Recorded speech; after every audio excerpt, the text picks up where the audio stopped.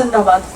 साम्राज्यवादी ताकतों के खिलाफ हमारे देश के आदिवासियों, किसानों, मजदूरों, दलितों, महिलाओं और तमाम शहीदों ने मिलजुल करके साझा लड़ाई लड़ी और इस संघर्ष को जीता। ये दिन भगत सिंह के लिए याद किया जाता है, अशफाक के लिए याद किया जाता है, बिस्मिल के लिए याद किया जाता है। लेकिन एक ऐसे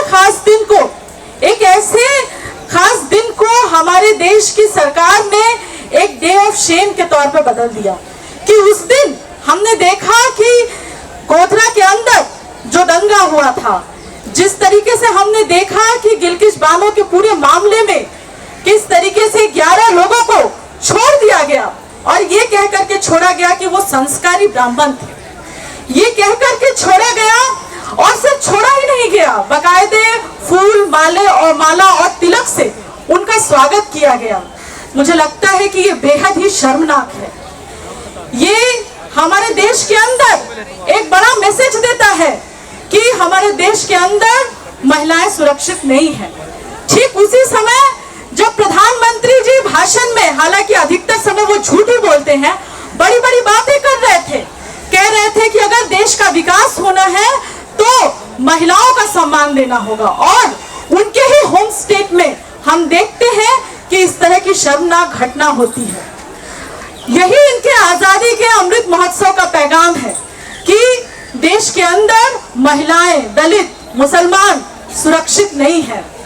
आज जब हम देख रहे हैं कि हमारे देश के अंदर तमाम तरह के लोग जो संघर्ष की आवाज थे, उनको जेलों के अंदर बंद करके रखा गया है।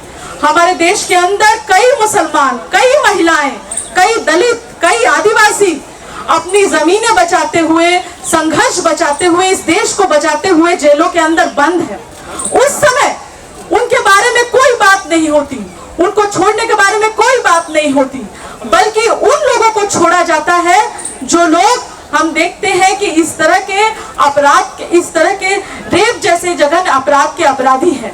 ये बिल्कुल एक पॉलिटिकल मोटिवेटेड मैसेज है। और मेरा मानना है कि ये फैसला जो आया है, ये फैसला सिर्फ गिलगित बानो के लिए नहीं है, ये फैसला हमारे देश की तमाम महिलाओं के लिए है जो जस्टिस में विश्वास करती हैं और उसके लिए लड़ रही हैं। ये फैसला हमारे देश के लोकतंत्र के लिए है कि हमारे देश का लोकतंत्र खतरे में है। ये फैसला हमारे देश के उन तमाम लोगों के लिए है जो न्याय में विश्वास करते हैं और उसके लिए आंदोलन लड़ रहे हैं। आज जब हम सारे लोग यहाँ पर इकट्ठा हुए हैं तो मुझे लगता है कि ये मैसेज देना जरूरी है कि आप इस तरीके से खुलेआम अगर कुछ रेपिस्टों को छोड़ देंगे और अगर देश के अंदर ये मैसेज देंगे कि सत्ताधारी पार्टी होने के नाते आप इस फैसले को जस्टिफाई कर ले जाएंगे, तो ये नहीं होने वाला है। सड़कों पर इसके खिलाफ आंदोलन जारी रहेगा। हम तमाम लोग गिलगित बानो हैं, हम तमाम लोग उनके संघर्ष के साथ हैं और हम कभी भी नहीं भूलेंगे गुजरात में क्या हुआ था। अगर आप चाहते हैं कि आप इस फैसले से इतिहास को भुला देंगे, तो हम तमाम लोग इतिहास की भुला देने की साजिश के खिलाफ है और तब तक लड़ेंगे जब तक हमारे देश में गिलगित बानो को न्याय नहीं मिलता। शुक्रिया। इनकलाब जिंदाबाद।